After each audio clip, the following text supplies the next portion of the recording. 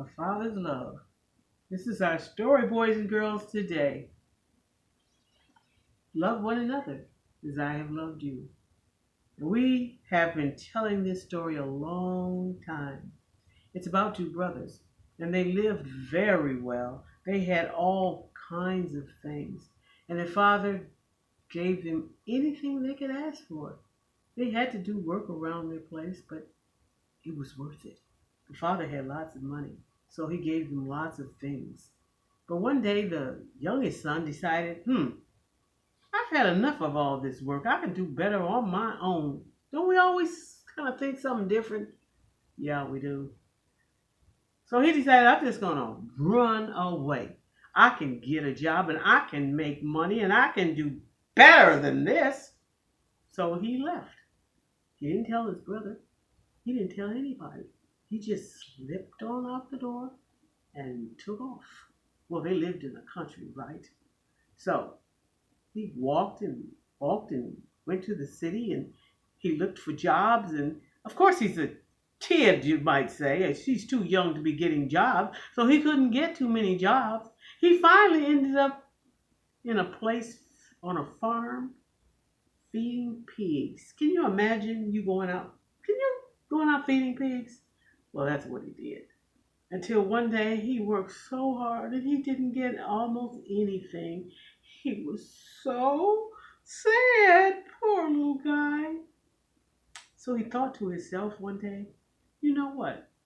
I can do better than this at my father's house. I'm just going to go home. That's what I'm going to do. I'm going to go home to my father's house. So he got his little self together after a little handful of the food he was giving the pigs. Can you imagine that? He had got so bad off that he was eating the food he fed to the pigs. So he got himself together and started home. And he was walking and walking, and he was tired and thirsty, and he was hungry. But the fact he was going home kept him going, because he knew at his father's house there was many things to eat, many drinks to have, water refreshing, and just to see clean clothes. So he kept going.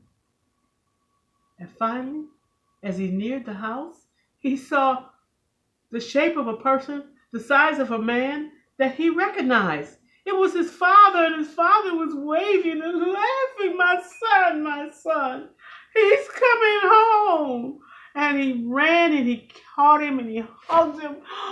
He was so glad to see his son. And his son was so glad to see his father. And the father said, listen. He told the people working for him, the guys, the men, go kill the calf, fill the table, get clothes for my son, get him a brand new robe and a belt. And oh, my son, I love you so much. Have you ever felt that sometimes? When you've done something wrong and your mother or your father's forgiven you and they just hug you and say that they love you even though you had been wrong. I love you so much, child. I know you've heard mothers say that. Well, this is what the father said that day. And then he called for his other son to come out. Come, see your brother. He's here. He's here. I want you to go get the calf for him. I want you to pick the best calf that we have and prepare him for the dinner for your brother. Well, the other son was like, okay, sir, yes, sir. And he goes to get him with this attitude. Have you ever had an attitude when your parents tell you to do something? Oh, I don't feel like doing that. Huh? Yeah, you have, haven't you? Didn't say it out loud, but you felt it and you mumbled it. And he goes in to prepare that, and he's wondering to himself, why? Why is he carrying over this boy who didn't act right, who didn't treat him right, who didn't do what he was supposed to do, and he ran away? And I've just been here just slaving every day doing what I'm supposed to do. Have you ever felt like that? I'm washing the dishes and helping mow the lawn and taking out the trash and wow. But anyway, when he came back, he told his father how he felt. His father said, look, I love you just as much as I love him. But you haven't gone anywhere. You've been here every day. And this is telling you